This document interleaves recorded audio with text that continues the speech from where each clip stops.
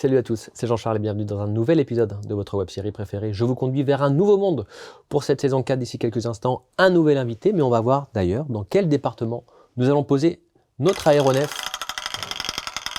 Et l'atterrissage est prévu dans le département 44, la Loire-Atlantique. Je vous conduis vers un nouveau monde, c'est maintenant, c'est parti.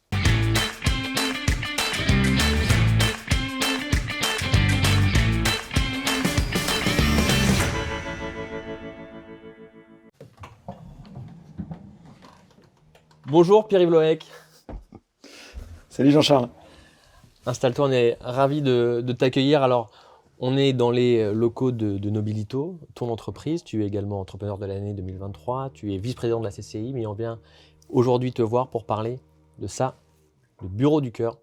Important, très important, et tellement important qu'on ne peut pas commencer sans évoquer cette magnifique couverture du journal des entreprises qui te mettent à l'honneur. Comment on présente les bureaux du cœur, pour ceux qui ne connaissent pas? Alors les bureaux du cœur, c'est une association qui développe l'accueil de personnes sans abri le soir et le week-end dans les entreprises, dans les locaux, lorsqu'ils sont vides.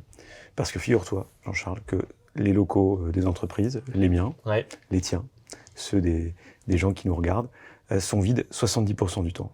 70% du temps, ces locaux ne servent absolument à rien. Comment est venue l'idée? Alors, j'ai une partie de la réponse. Je pense qu'on trouve la réponse d'ailleurs partout sur l'entièreté des internets. Mais un dîner avec des amis, ta femme qui te dit bah, tiens, on pourrait aussi prendre un migrant parce que des amis à toi faisaient ça.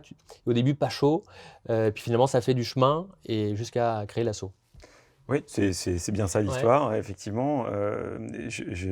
Quand on est sorti du dîner de chez nos copains, Gwen, mon épouse, m'a demandé d'accueillir aussi à la maison. Et donc, ça a commencé par un acte de non-courage. Parce que pour le coup, je lui ai dit, bah non, je le sens pas, j'ai pas envie d'accueillir à la maison. Je trouvais que c'était une entrée dans notre intimité qui était, enfin, que moi, j'étais pas prêt à assumer. Et donc j'ai inventé plein de bonnes excuses. Non mais tu te rends compte, la salle de bain n'est pas placée au bon endroit, enfin bref. Les enfants, tout ça. Bref. Donc, ouais. Et une fois qu'on a dépassé la liste des bonnes excuses, il a bien fallu que je reprenne un peu de fierté, parce que je suis quand même amoureux de ma femme et j'avais envie de lui plaire. Et donc je lui dis bon ok, peut-être pas à la maison, mais pourquoi pas au bureau? Puisque c'était une idée qui me trottait dans la tête depuis déjà quelques mois. Notamment, il y a quelque chose qui ne me convenait pas, c'est qu'à l'époque, j'avais des bureaux au quai de la Fosse, on avait des petits problèmes de chauffage, et donc on chauffait la nuit pour essayer d'avoir chaud le reste de la journée.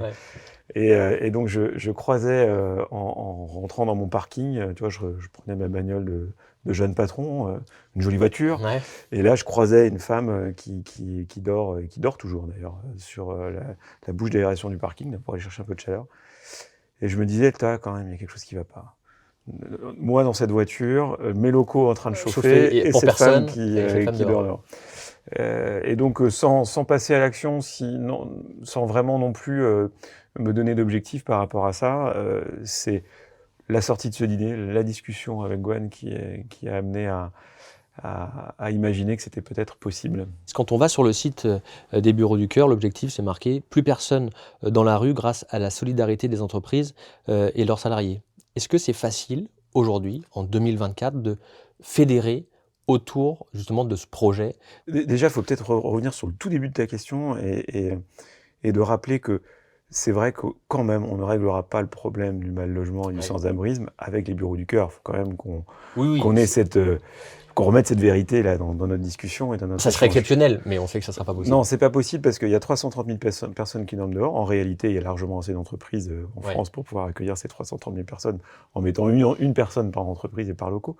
Mais la réalité, c'est que dans ces 330 000 personnes, il y a des gens qui sont dans de telles fragilités qu'on n'est pas en mesure de les accueillir dans un outil de travail qui doit être libéré à 8h30 le matin et qui doit pouvoir resservir pendant la journée à travailler. Après, sur la question de est-ce que c'est facile de fédérer des gens autour d'une cause comme celle-là, oui et non. Parce que les entreprises, elles sont hyper sollicitées sur plein de causes en plus. Oui, les entreprises sont sollicitées. Alors j'ai envie de dire oui parce qu'en réalité, une fois qu'on a commencé à s'intéresser un peu au sujet et que notamment on bénéficie de l'accueil des bureaux du cœur, enfin de l'accompagnement des bureaux du cœur, on se rend bien compte, les entreprises se rendent bien compte que c'est hyper simple. Oh, il y a évidemment des difficultés, parfois même incontournables. Je pense par exemple à des refus catégoriques de bailleurs, des choses comme ça.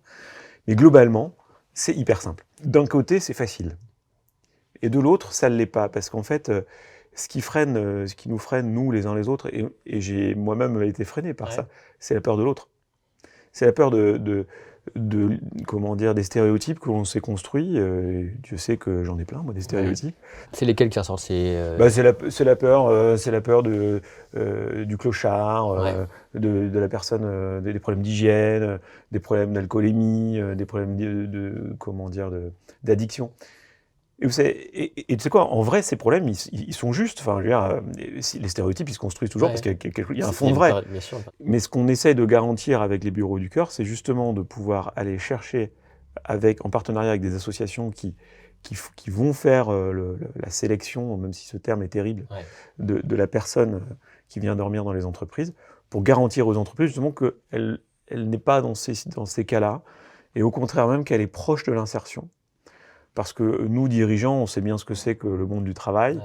Et donc, si on veut que ça marche, l'idée, c'est aussi de faire se rencontrer des gens qui sont proches ou dans l'emploi, avec des patrons, certes, mais aussi beaucoup de collaborateurs qui, eux aussi, sont dans l'emploi. Donc, on est bien dans une logique de faire se rencontrer, en quelque sorte, le monde des insérés et le monde des non-insérés ou des insérés à venir.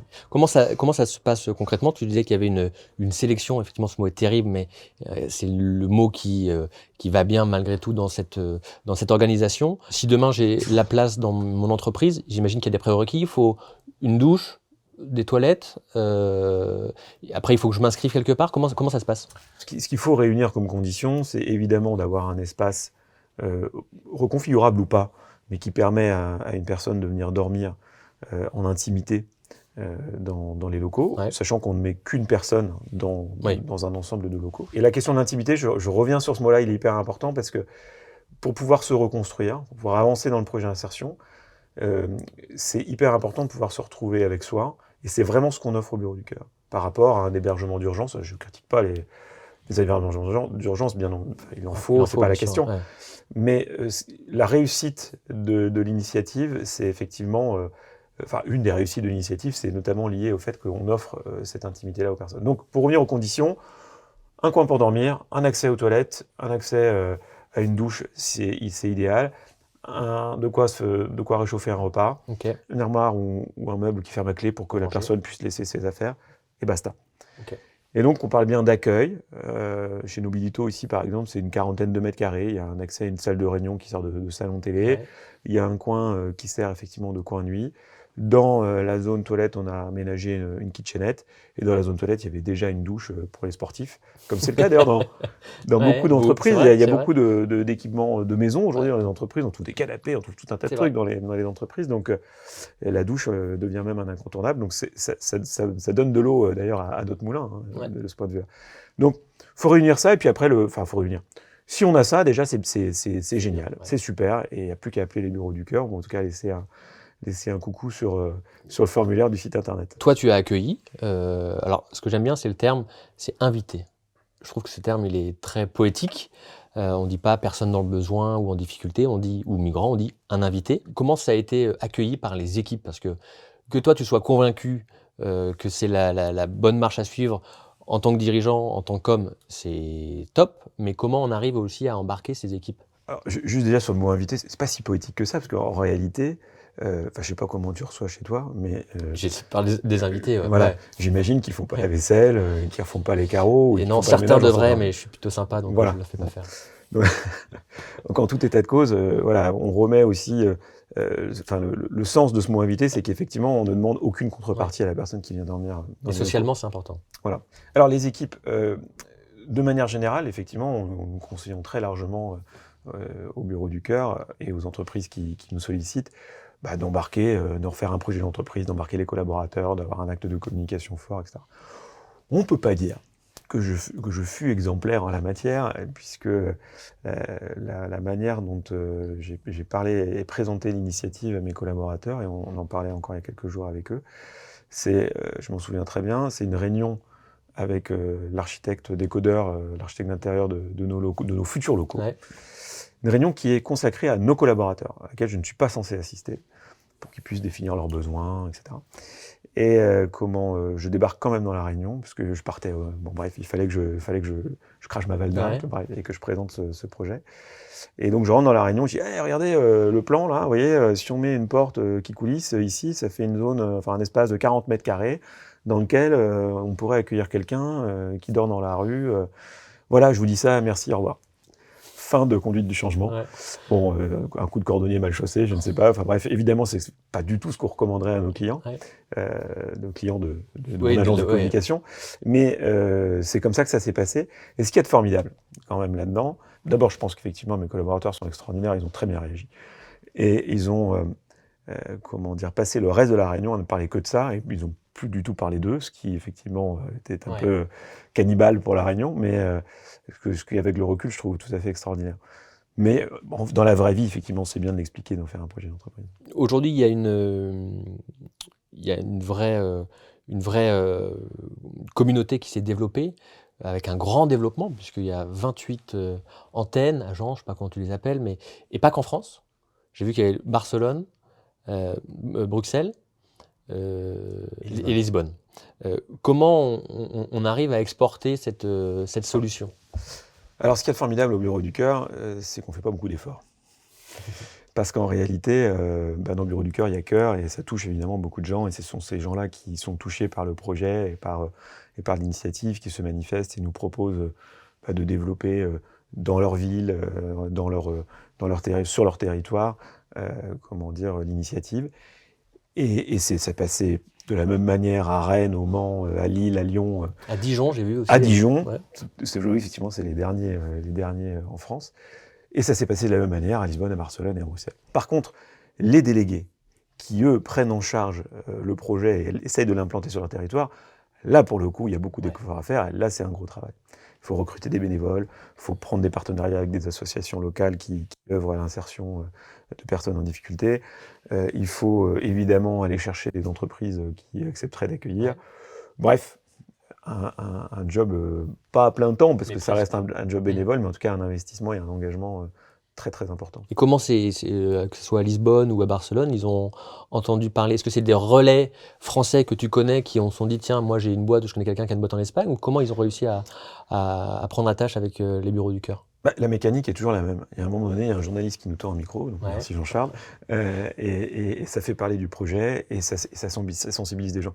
Aujourd'hui, sincèrement, on n'a jamais fait d'efforts de prospection, de porte-à-porte. Les gens sont toujours venus à nous, mais ils sont venus à nous parce qu'on a parlé de nous. Donc les médias ont joué un rôle fondamental dans l'aventure. Et je tiens à remercier Marie-Lise d'ailleurs de Ouest France, à qui je pense qui est la première à avoir écrit un papier sur les Bureaux du Cœur en 2020, juste après les confinements. Donc il y avait pourtant à ce moment-là une actualité très chargée. Ouais. Vraiment, tout est parti de là. Parce que nous, on avait imaginé, lorsqu'on a lancé l'initiative à proprement parler, le premier accueil en novembre 2019 chez Claude Chiron, ici le deuxième accueil en janvier 2020, et on s'était dit à ce moment-là, donc c'était encore une fois avant le Covid, bon, ça serait pas mal si il y avait 5 boîtes qui faisaient partie dont le CJD, les locaux du CJD qui accueillent d'ici la fin de l'année, et si on est fou, on essaiera peut-être de voir si ça peut se faire dans une autre ville. Et à fin 2020, on avait déjà une vingtaine de délégués dans une vingtaine de villes, alors qui démarraient. Hein, il n'y avait pas forcément des accueils dans ces 20 villes-là, mais il y avait en tout cas un pied dans ces 20 villes-là. Et je crois qu'à Nantes, il y avait déjà une dizaine d'entreprises qui accueillaient. Donc on avait totalement explosé nos objectifs. Je le disais, il y a 28 antennes, délégations. C'est quoi la suite? Qu'est-ce qui est difficile encore aujourd'hui à briser comme barrière? La barrière la plus difficile, c'est évidemment de convaincre largement les dirigeants d'entreprise et leurs collaborateurs, enfin leurs collaboratrices et leurs collaborateurs d'ouvrir leurs portes. Ça finit toujours par être un problème de patron, quoi qu'il arrive, parce que il faut quand même qu'il y ait un sponsoring fort sur ce type de projet. Il faut qu'il y ait quelqu'un qui acte qu'on va donner la clé de l'entreprise à quelqu'un, qu'il va falloir prendre peut-être une assurance complémentaire, une adhésion, enfin bref. Donc ça finit par être effectivement un problème de dirigeant, mais Mais ça peut, et ça d'ailleurs, ça vient souvent des collaborateurs. Ouais. Je pense que c'est important de le rappeler, de le dire ici. Mais voilà, le gros enjeu pour nous, Bureau du Cœur, c'est de rassembler et de développer la communauté d'entreprises hôtes. Aujourd'hui, il y a 250 entreprises en France qui accueillent. On aimerait être 350 à fin 2024. Je pense que c'est jouable et on espère avoir accueilli 7500 personnes d'ici à 2030. Et toutes les délégations se réunissent une fois dans l'année pour justement parler des difficultés qu'on peut avoir. On le disait tout à l'heure, Dijon, Nantes, Rennes, il y a forcément des attentes différentes. Bon, d'abord, il faut rappeler que c'est une association qui a été fondée par des JD, donc effectivement, on se réunit une fois par an et on fait un peu la fête. Donc ça, c'est quand même important. Ça n'empêche pas d'ailleurs. Non, ça n'empêche pas. C'est même, conseillé. Tout à fait nécessaire. Donc effectivement, il y a un truc qui s'appelle le campus. On se réunit une fois par an, on discute des difficultés à réunir notre communauté d'entrepreneurs, à animer la relation avec les associations, à animer la relation avec les invités. On se forme parce que c'est une association qui vit avec des nouveautés sans arrêt, des outils, des systèmes d'adhésion qui peuvent évoluer. Enfin bref, voilà. Donc c'est l'objet du campus. Et puis donc à la fin, moi. Ça c'est important. Hier, en préparant mes notes, je me disais en fait c'est un peu comme les restos du cœur. D'ailleurs, il y a le mot cœur dans les deux, mais on aimerait que ça s'arrête, mais on en a toujours besoin. Et j'imagine que le jour où il y aura effectivement plus cette problématique de logement, mais qui est encore une fois impossible en tout cas à déterminer en termes de délai, et qu'il n'y aura plus les bureaux du cœur, c'est que tout le monde pourra avoir un logement digne de ce nom et ça sera plutôt cool. Mais c'est pas tout de suite. Non, c'est pas tout de suite. Après, je sais pas si on arrêtera d'héberger dans les entreprises, parce qu'en réalité, faut quand même dire et avoir l'humilité de le reconnaître, cette idée d'héberger des gens dans des entreprises, elle est vieille comme le monde. Faut quand même rappeler que patron, ça vient de pater, hein, c'est le latin, c'est le père. Ouais. Que en japonais, me semble-t-il, que le mot maison et le mot entreprise, c'est le même mot. D'accord. Et que de tout temps, on a hébergé, alors souvent les gens qui travaillaient dans l'entreprise, hein, mais de tout temps, on a hébergé ou créé des hébergements pour nos collaborateurs. Et donc, je crois que la tradition d'hébergement dans les entreprises n'est pas prête de s'arrêter. Ce qui est peut-être un petit peu nouveau, ou ce qu'on a peut-être réactualisé ou réurbanisé quelque part avec les bureaux du cœur, c'est effectivement d'aller héberger des personnes qui n'ont pas forcément de rapport avec l'entreprise au départ. Ouais. Mais il faut quand même reconnaître que c'est une tradition vieille comme le monde. Donc pour le coup, peut-être qu'un jour, et on peut tous le souhaiter, que les restos du cœur n'existeront plus.